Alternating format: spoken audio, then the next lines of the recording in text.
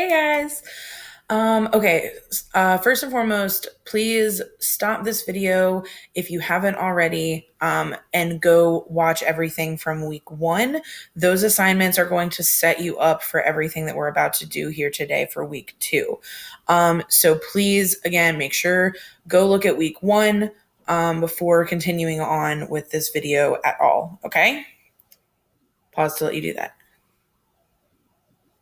Okay, so if you've stayed with me, you have already gotten through week one, which means that you should have hopefully read all of Act One of A Midsummer Night's Dream. So before we jump into that, I do also just want to say really quick, even outside of the week one stuff, there is now a second video that I have linked outside of any folders called Watch Me Part 2, an update on procedures and things like that. So if you haven't watched that, please also watch that video. It can wait until the end of this if you want, but that will explain how classes are going to be moving forward. I was mistaken about a couple of things as far as when things will get posted, stuff about the face-to-face time. So please go watch that video for an explanation on things moving forward. But just a little disclaimer that your lessons are going to start actually coming in on Fridays instead of on Wednesdays. Okay, so that is why you have access to this video now today. So watch the Watch Me Part 2 video and make sure that you have watched everything and answered all of your questions for week one before continuing on with this video. Bella is back with us today. If you can see her over here, she snores like a trucker. So if you hear her in the background, I do apologize. Also, my husband is upstairs playing video games. So Lord only knows what we might hear come from up there. Okay, so let's take a quick second to review Act One of A Midsummer Night's Dream. What do we think? Did we like it? I super love this play, so I hope everybody caught the bug early and is really interested in this story. So let's talk a little bit about what happened. All right, so Act One of A Midsummer Night's Dream, Scene One. We're immediately introduced to King Theseus and his bride to be, Hippolyta. They have this entire exchange that kind of sets the scene, sets the mood of the entire play, talking about love and that they're about to get married, and talking, about, how the time is just going to drag on and on until they finally reach their nuptial day. And so we have this entire love exchange with them, which we'll talk about a little bit more in a minute. But then all of a sudden, we have this older gentleman, Aegeus, and he comes storming into the middle of Theseus and Hippolyta's conversation, and is so pissed about what is happening with his daughter. So Aegeus is the father of Hermia, and Hermia is supposed to be betrothed to Demetrius. Demetrius is someone who Aegeus, Hermia's father, has approved for Hermia to marry. However, Hermia has stated that she is not interested in marrying Demetrius. She is in love with this man named Lysander. And so Aegeus has brought all three of them, Hermia, Lysander, and Demetrius, all to King Theseus, so that he can get the king's stamp of approval, saying that Hermia is absolutely not allowed to marry Lysander. She has to marry Demetrius because that I am her father, and it is what I want, not what she wants. Because consider that at this time, Elizabethan England, women were still considered the property of their fathers or their husbands. And so the king actually sides with Aegeus, with Hermia's father, and says, Hermia, you're not allowed to marry Lysander. Your father doesn't want you to marry him. So you are, in fact, betrothed to Demetrius. You have to marry him. And all the while, Demetrius is also in love with Hermia, but not for the right reasons. He's kind of the player of this kind of love triangle, which turns into a love square. And so if you want to consider Demetrius is more of the player, the the one to look out for, whereas Lysander would be considered the nice guy in today's terms. So then Aegis is happy because the king has sided with him. So Hermia's dad goes off with Theseus and Hippolyta, and Demetrius follows after them. And we're left with this exchange between Lysander and Hermia. And they have a conversation saying, oh, well, we can't let this happen. Like, I refuse to marry Demetrius. I only want to marry Lysander, so this can't happen. Why don't we run away? We're going to run away to the next closest town, never to come back to Athens. And we're going to get married and we're going to live our lives. And, forget Demetrius, forget the king, forget my dad. We're just going to run off together and be together.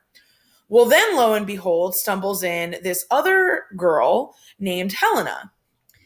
Well, it turns out Helena is considered Hermia's best friend. So Helena stumbles into this whole thing and is like, oh, well, you've got two men pining after you. That must be nice. I can't get anybody to look at me.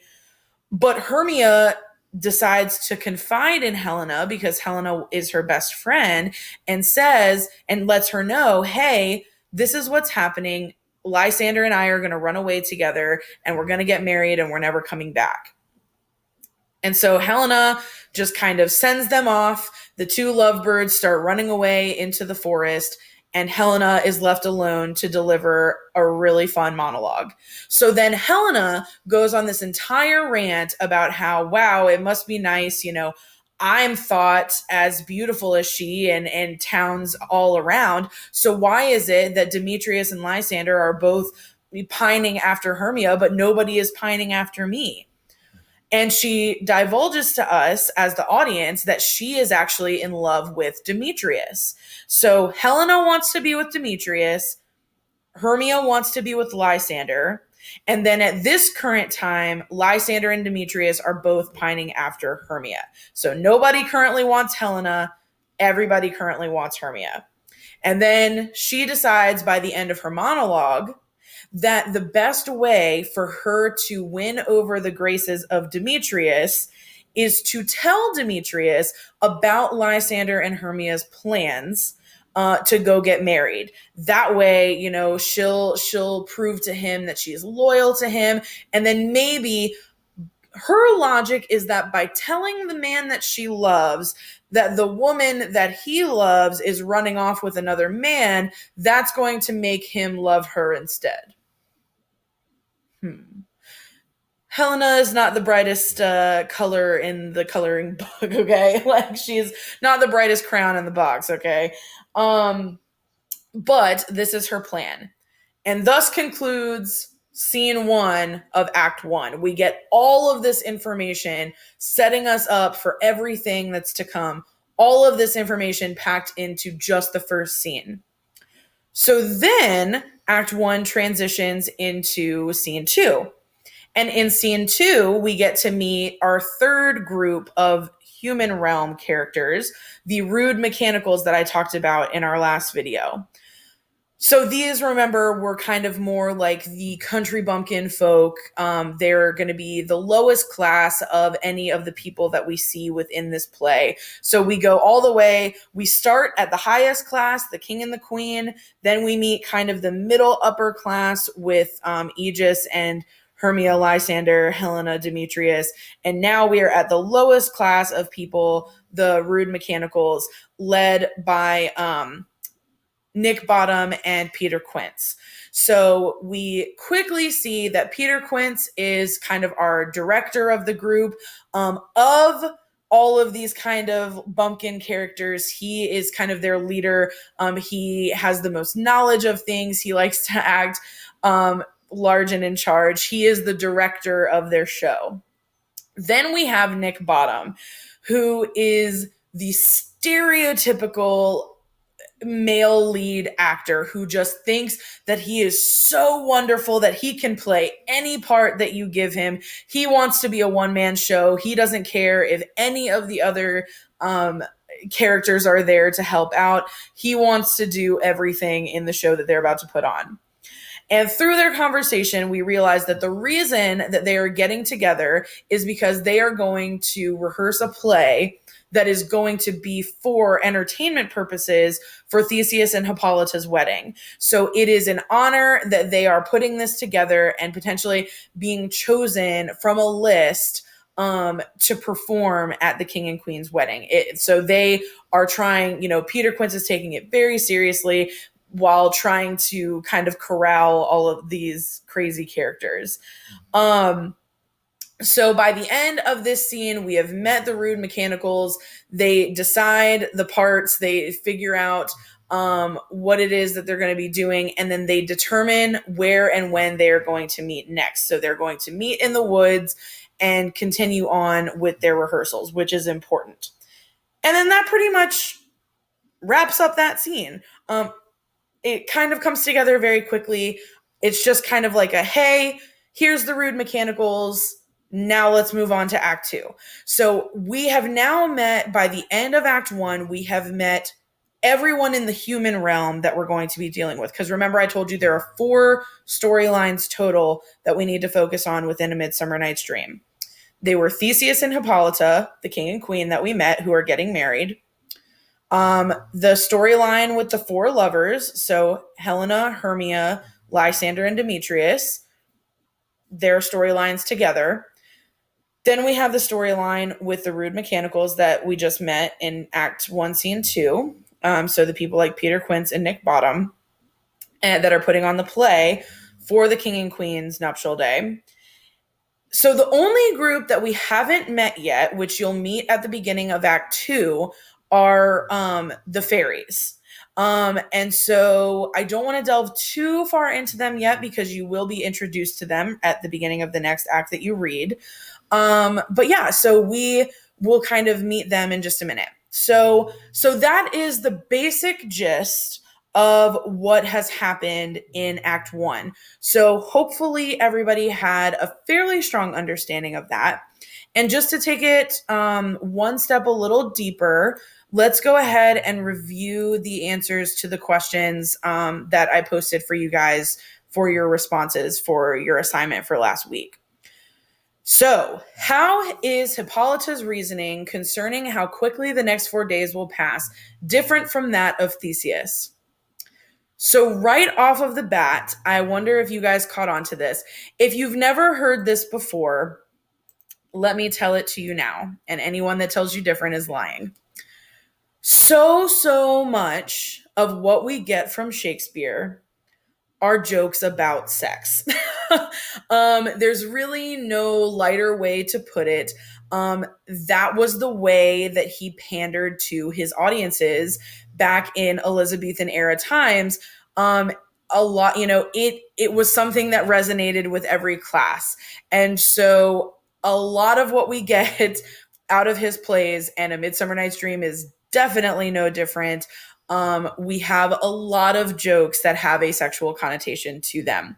So that very first scene where Hippolyta and Theseus are talking about how long it's going to be until their nuptial days, that is all a joke about how Theseus is very, very ready to consummate his marriage with Hippolyta. And Hippolyta is saying, oh, it's not that far away. Like, she's thinking of it more from a woman's perspective. So that entire exchange that starts off, that sets the tone of the entire show is actually a sexual joke. All right, question 2. Why has Aegeus brought his daughter and her 2 suitors to Theseus? What does Aegeus expect him to do?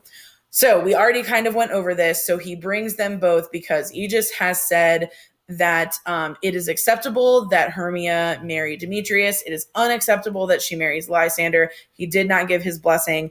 And so he is hoping to come to the king because in this day and time, Hermia would have still been considered Aegeus's property in a sense. And so if he is not willing to give her hand to Lysander, then he was hoping that the king would back him up and support him and tell Hermia that she cannot marry Lysander. Question 3. What do Lysander and Hermia plan to do about this seemingly impossible situation? Remember, they plan on running away. So after all is said and done, they plan on running away to the next closest town, getting married, and living happily ever after, and completely leaving Athens behind, Athens being the hub of where all of this stuff is taking place. So yeah, they're going to run away and get married. Question 4. Why do they tell Helena what they plan to do? Well, the reason they tell Helena is because Hermia, there was a line where Hermia mentions that she and Helena are bedfellows, which means that they are best friends. It means that they've grown up together. They've, lived in the community for their entire lives. And Hermia really considers Helena someone that she loves. And so she confides in Helena because she is so excited to go off and have these adventures with Lysander. And she wants to tell her best friend where she's going. And then question 5, the last one for scene 1.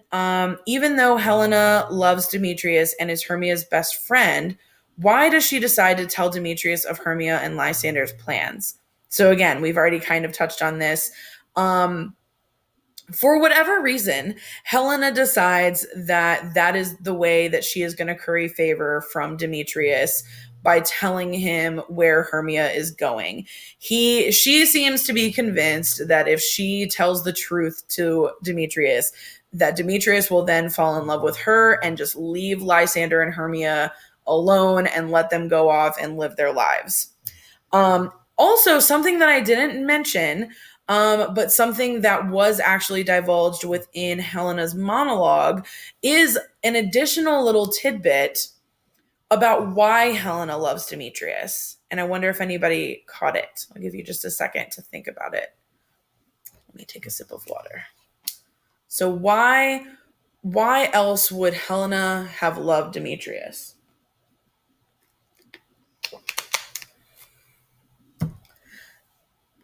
Ready? So another reason why Helena would have been in love with Demetrius is that she and Demetrius actually used to be an item. They used to date. They were in a relationship before he ever had eyes for Hermia. And that is also part of why Helena is feeling a bit abandoned. Demetrius has just decided that, so remember, like I said, Demetrius's character is kind of like the player. Helena is kind of almost like the goofy best friend to the main character that is beautiful. Like if you want to consider, like, Hermia is the very stereotypical beautiful girl in the movies. Like she would be like Cinderella, getting to go to the ball and whatever. Whereas Helena's character is kind of like the nerdy best friend that, is kind of looked over. And then Lysander then is more kind of like the prince character, whereas Demetrius is more the player. So if that's a way that you want to kind of keep everybody straight in your mind, that is a good way to think about it. Okay, so then we just had 3 questions for Act 1, Scene 2. So why does Nick Bottom want to play all the parts? Like we talked about, Nick Bottom is ridiculously stereotypical for that male actor that thinks that he knows everything, that kind of mansplaining guy who thinks that he is so fantastic he can act all of the parts. He is convinced that he is the best thing on this planet, and nobody is better than him at acting. So that's why he wants to play all the parts. Question 2, in what way is this scene funny? Why do you suppose Shakespeare included this scene? So that would be kind of the first part of that. Why is this scene funny? Is, I guess, kind of a personal opinion to an extent. But the reason in general that the scene is funny is that these characters are the ones that are meant to kind of bring out all of the more lighthearted energy within the play. instead of kind of getting bogged down with the love storyline that's going on with all the lovers, or, you know, what's going on in the fairy world or whatever it may be. These characters are here simply for the comedy aspect in the show. So the reason this scene would be included is it's setting us up for a bigger storyline that's going to happen later. It is comic relief after, you know, a kind of heavier first act where we've got you know, Aegis being so pissed off at his daughter. And then, but yes, it is definitely setting us up for a moment, and you'll kind of realize why when we see the Rude Mechanicals again a little later, how exactly it was setting us up. But they're going to be getting together for a rehearsal in the woods that turns very, very important. All right, so then very last question, question 3. Where are the actors to meet the following night? Who else is meeting in the same woods at the same time? All right, so like we just said, they are all planning on going to rehearse into the woods, but who else is meeting in these same woods at the same time? Well, Lysander and Hermia. They are going to be running off as well. So everybody is kind of headed into the woods at this point, which is a very important plot point to the play, and kind of why our transition from the human world into more of the fairy realm, and where the fairies would potentially come out to play and cause a little mischief. So we've been introduced to all of our human characters, and then Act 2 is where you guys will pick up for this next week. So that should answer all of your questions about Act 1. Going into Act 2, I did just double check if any of you are having trouble with the link working to get to the No Fear Shakespeare version of A Midsummer Night's Dream. If the link for whatever reason won't work for you, just type in No Fear Shakespeare into your Google search and find the A Midsummer Night's Dream, and you should be good to go. It shouldn't be something that's blocked by your school computer, but if it is, you could always look it up on your phone as well. And if you absolutely can't find it, you can look up any, public domain version of A Midsummer Night's Dream is fine. I just figured the No Fear Shakespeare version is a little easier for you guys to read because you have the modern text right next to it. So let me know if any of you individually are having trouble with that, and I'll do the best I can. But yeah, so that is Act 1, and I hope that it was enough to kind of hook you in. It definitely comes in with a bang. It starts strong and sets us up going into Act 2. So Act 2, you will finally get to meet our fairy characters, which gets to be really, really fun. So same deal as last week, you guys. We're just going to continue. I want you to continue to think about how the reason we're kind of doing a play reading is that all of my classes, all of you guys, you've been working on characterization. You guys, my Theater 1 students, you guys did a whole unit on how to read a play, how to read scenes, and we were in the middle of working on scene work. So this would have been our next natural step anyways, moving into reading a full-length play, and then we would have hopefully had some time to assign you guys some scenes from the shows themselves. So that will be the goal if and when we get back to school. But for now, we're just going to read the show, keep getting through it, but keep all of those things that we've talked about in mind with characterization. Maybe choose one of the characters that really, really interests you within the show and focus on their storyline, and consider, what are the obstacles in the way of this character getting what they want? What are, some of this character's like motivations? What is driving them forward? What do they want? And then what is getting in their way? And we will, we're going to continue to build on this storyline. So make sure, this wraps up everything for Act 1. So moving into next week, today is Friday, March 20th. You guys have from today until next Thursday, which is, Thursday the 26th.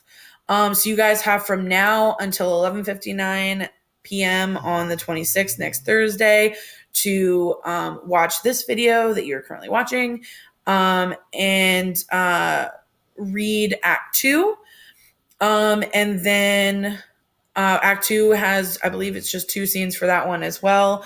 And then you'll have the same kind of reading discussion questions that you will need to turn in on Schoology as well. So make sure that you look for those after you read Act 2. And then also building off of last week, just as a reminder, you guys had a little kind of mini video. It was like 3 or 4 minutes long about who Shakespeare is and just a very, very brief summary of what his life was like. And so make sure, if you haven't already, go back and watch that video, because we're also that's the only kind of new information that you guys will be getting from me, is just little tidbits about who Shakespeare is, what his life was like.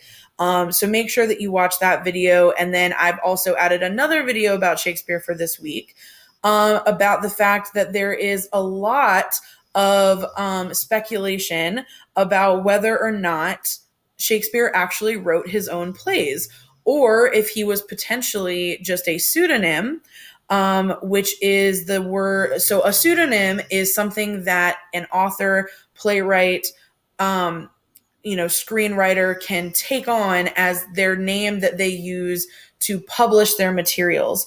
Meaning, if I were to write a pseudonym, so J.K. Rowling, for instance, she decided to just go by JK instead of giving her full name, because she didn't want people to know that she was a woman. And she was hoping that would mean more, that her book would go a little further. Also, but there are some authors that have full-on pseudonyms, where they just pick a completely different name altogether, not including any part of their real name, and they write under that pseudonym, so that they essentially remain anonymous throughout their careers. There's a lot of speculation that William Shakespeare was a pseudonym. For other people, or like a group of people wrote Shakespeare's plays instead of just Shakespeare, or that Shakespeare stole his ideas from other playwrights based off of research. So I've included a short video for you guys this week, of some people kind of discussing that a little bit, and the possibilities, and based off of linguistics and things that we can kind of study to determine whether or not you kind of think that's true. And that's kind of an ongoing debate in the theater world all the time. So maybe decide what side of the fence you lie on. All right, you guys. So that should pretty much wrap it up. This is all about Act 1. Make sure you read Act 2 by next Thursday. Expect more from me next Friday. Make sure that if you have questions or just want to say hi, join us during our live session for both of my Theater 1 classes. Remember, if you're in 4th block or 7th block, you guys can meet with me face-to-face in our Zoom chat room from 10 to 10:30 a.m. next Wednesday. That date would be the 25th. So next Wednesday, the 25th, from 10 to 10:30 a.m. If you are one of my Theater 1 students for Block 4 or Block 7, feel free to jump into that Zoom chat. I will send you guys all what the code is as soon as I set it up. So be looking for that on Schoology as well. So be sure to jump into that. If you are one of my advanced theater students, make sure that you guys are jumping in between 11 to 11:30 a.m. next Wednesday as well. So Theater 1, 10 to 10:30, Advanced Theater, first block, you guys are 11 to 11:30 a.m.